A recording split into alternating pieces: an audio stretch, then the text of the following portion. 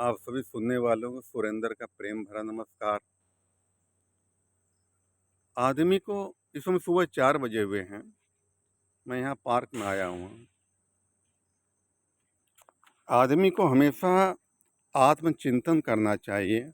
अपनी उन्नति के विषय में इंसान को गहन चिंतन करना चाहिए। जो इंसान चिंतन करता है वो उन्नति करता है, क्योंकि चिंतन बैठ करके एकांत में किया जाता है, एकाग्र में किया जाता है। वो उन्नति अपने आदमी करता है। आदमी को अपने भीतर बैठ करके झांकना चाहिए,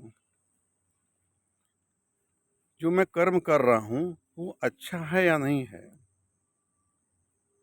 आज मैं एक कहानी सुनाता हूँ, बहुत प्यारी कहानी है। एक राजा था, उसको भगवान की प्राप्ति की इच्छा हुई। जब इंसान के अंदर कोई इच्छा जागती है तो अंतरात्मा की ही आवाज़ से बोला जाता है।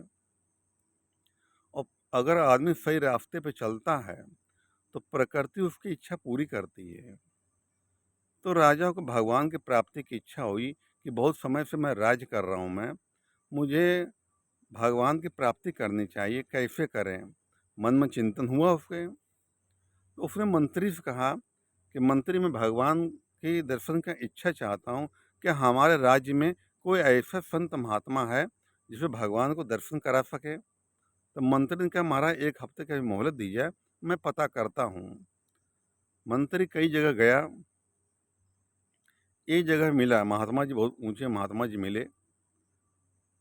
तो राजा के पास आया और बोला, महात्मा जी एक जगह रहते हैं, वहाँ पर हैं फलानी जगह, वो बहुत ज्ञानी इंसान है, आपको भगवान के दर्शन करा सकते हैं। राजा उनके पास जाता है, प्रणाम करता है और भगवान की प्राप्ति की इच्छा जाहिर करता है। तो महात्मा जी कहते हैं, तुम अपने राज्य में घूम, जो गरीब लोग हैं उनकी सेवा करो, उसमें तो मेरी परमात्मा दर्शन तुमको हो जाएंगे। राजा कहता ठीक है। राजा रात में भेष बदल करके लोगों की सेवा करता है, जो दीन दुखी लोग होते हैं उनको धन देता है और उनकी परेशानियां दूर करता है। करते करते लगभग साल भर बीत गया, कुछ उसको आभास नहीं हुआ कि मुझे परमात्मा की अनुभूति, ये दर्शन हुए हैं। दोबारा फिर जाता है और कहता है, महाराज मैं साल भर से सेवा में कर रहा हूँ, लेकिन हमें अनुभूति हुई न परमात्मा ने हमको दर्शन दिए। महात्मा जी कहते हैं, अभी तुम्हारे अंदर कमी है, जो कर रहे हो वो बड़े उत्साह से करो उसे, तुम्हें जरूर भगवान के दर्शन तुमको होंगे। राजा फिर चला आता है, ऐसे सेवा करता रहता लोगों की है। उसी राज जहाँ रहता था कुछ दूरी पर उसके एक गरीब औरत रहती थी। वहाँ पर छोटा लड़का उसका था, वो विधवा थी। वो रोज जंगल जाती और लकड़ी बीन करके लाती और बेच करके अपने अपना अपने बच्चे का भरण पोषण करती थी। वो एक दिन लकड़ी काटने गई वो, तो जब लौट रही थी वो, तो 5 साल का बच्चा था उसका। वो बच्चे कुछ खिलौना खेल रहे थे, उसने देखा और माफ़ करता, माँ मुझे खिलौना चाहिए। माँ कहती, बेटा खाने को लाले पड़े हैं, तुम्हें खिलौना ला कहाँ से दें। बाल हट, वो लौट गया वहीं पर। वो किस तरह माँ उसको ले आई उसको, लेकिन घर में खाने को था नहीं। ये तो भूख के मारे रो रहा था, एक खिलौने के मारे रो रहा था वो है। तो रात सन्नाटे की आवाज़ थी, रोने की आवाज़ आई। तो राजा रात में खाना खा के टहल रहा था वो।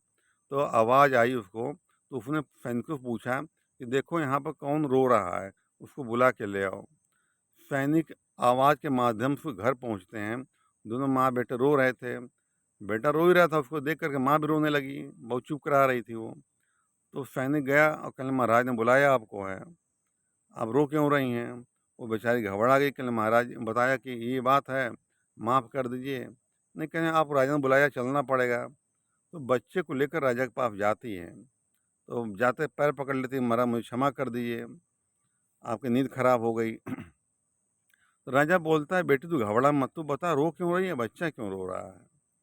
तो पूरी कहानी बताई उसने कि महाराज मैं बहुत गरीब हूँ और रास्ते से आ रही थी, बच्चों को खिलौना देखा इसने तो जिद करने लगा अब भूखा भी है, कुछ खाने को भी नहीं है, हम बहुत गरीब हैं, इसमें रो रहा था। इसको देख के मैं भी रोने लगी। तो राजा पूरी बात समझा, तो उस सैनिक को आदेश दिया, जाओ जो खिलौने वाला है घर से उठाओ उसको दुकान ले जाओ उसको, एक डलिया खिलौना जाकर बच्चे को ले आओ, उचित मूल्य उसका चुकता कर दो उसको। राजा का आदेश था, सैनिक गया, 2-3 सैनिक गए और जो है उसकी दुकान खुलवाई, एक डलिया बढ़िया खिलौने उसको दिए, उचित पैसा मूल्य चुकाया और आने लगे। इधर वो भूखे थे, तो राजा ने शाही व्यंजन था, दोनों माँ बेटे को भर पेट बढ़िया भोजन कराया और खिलौना जो है ला कर के लड़के को दे दिया लड़के को। जब लड़के ने देखा तो खुशी से नाचने लगा लड़का, और कुछ पैसे दे करके राजा ने माँ बेटे को विदा कर दिया। दोनों अपने घर आए। राजा को उस दिन बड़ी शांति मिली, अजीब सी शांति मिली। राजा सोया, जब सोया तो देख रहा है कि साक्षात भगवान प्रकट हो चुके हैं सपने में उसके। कहने लगा, राजन मैं ही उस बच्चे में तेरे पास आया था, मैं सब में हूँ, तेरी भक्ति में बड़ा प्रसन्न हूँ। तो इंसान को आत्मचिंतन आत्ममंथन करना चाहिए। जब इंसान आत्मचिंतन करता है, उसके जीवन में उससे कोई पाप कर्म नहीं होता, उससे है उत्थान की ओर सोचना चाहिए। और सुबह शाम तक जो कर्म करता है उसका निरीक्षण करना चाहिए, जो मैंने कर्म किया है किसी का गलत तो नहीं हुआ है, किसी का दिल तो नहीं दुखा है, कोई हमसे परेशान तो नहीं हुआ है, और ऐसा है तो परमात्मा क्षमा मांगे और अगले दिन के लिए अच्छा कर्म करे।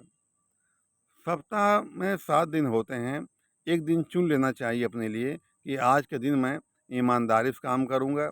दूसरा दिन होता है, आज दिन मैं कोई परोपकार करूँगा, किसी को जीव को खिला दूँगा। तीसरा दिन होता है कि आज दिन मैं क्रोध नहीं करूँगा, संकल्प लेना चाहिए कि दिन मेरा ये है, मैं आज ऐसे करूँगा। और ऐसे ऐसे चुनना चाहिए आदमी को कि हमें उससे आदमी के जीवन में बड़ा परिवर्तन होता है, देखा है। ये नियम बना ले कि मुझे आज दिन मुझे ये करना है, आज मुझे ये करना है मुझे। आदमी गरीब क्यों होता है? अपने कर्मों से गरीब होता है, कर्मों से अमीर होता है आदमी है। कर्म इंसान मेहनत हर कामयाबी के परिश्रम बड़ी, हर कामयाबी के पीछे एक मेहनत छिपी होती है, इंसान की होती है। जो भी आज बुलंदियों पर दिखाई पड़ रहे हैं इंसान हैं, उनके कर्म हैं, वो कर्म ही ज़िम्मेदार उनके हैं। और जो इंसान नीचे गिरा हुआ है, गरीबी जूझ रहा है, परेशान जूझ रहा है, उसके अपने कर्म हैं, वो हैं। कर्म ही हमारे आगे बढ़ता है, कर्म ही हमारा आगे जाके भाग्य बन जाता हमारा है। तो हमेशा इंसान को सदैव अच्छे कर्म करने चाहिए। अच्छे कर्म करने से इंसान के मन में संतोष होता है, धैर्य होता है, वो है। अब बुरा कर्म हमेशा इंसान को परेशान करता रहता है, वो कर्म ही उसे परेशान करता रहता है, वो है। तो अपने जीवन को हमेशा ईमानदारी से जिए। भले नमक रोटी खा लो, सुकून से सो लोगे। रोज चोरी करता है, लेकिन उसको शांति नहीं मिलती है। कितने लोगों को हक मारता है, कितने को आत्मा रोती है, तो सुखी कहाँ रह सकता है। कितने लोग जुआ खेलते हैं, हमेशा परेशान रहते हैं, बर्बाद रहते हैं। कितने लोग दारू पीते हैं, हमेशा दुखी परेशान रहते हैं। मेरे पास दारू पीने वाले तमाम लोग आज छोड़ने के लिए आते हैं मेरे पास हैं। जब उनका जीवन देखता हूँ तो मालूम पड़ता है दरिद्र हो गए हैं सब ये, क्योंकि वो धन का दुरुपयोग करते हैं। जो धन का दुरुपयोग करता है उसके जीवन में हमेशा धन का अभाव बना रहता है, वो हमेशा गरीब बना रहता है, कभी आदमी बढ़ नहीं पाता हुआ है। धन को हमारे मजहब में लक्ष्मी का दर्जा दिया गया है, वो माता लक्ष्मी है, और जो भी उसका दुरुपयोग करेगा उसके जीवन में हमेशा धन का अभाव बना रहेगा। तो अपने धन का सदुपयोग करें। जो काम करते हैं, मैं कहना चाहूँगा कि कम से कम तनख्वाह मिलती है महीने में, तो किसी गरीब के लिए कुछ खिला पिला दें उसको, कुछ अन्न दान कर दें। वो दान दिया वो कहीं बेकार नहीं जाता है, कई गुना बढ़ा के मिलता है। ये प्रकृति का नियम है। धन्यवाद।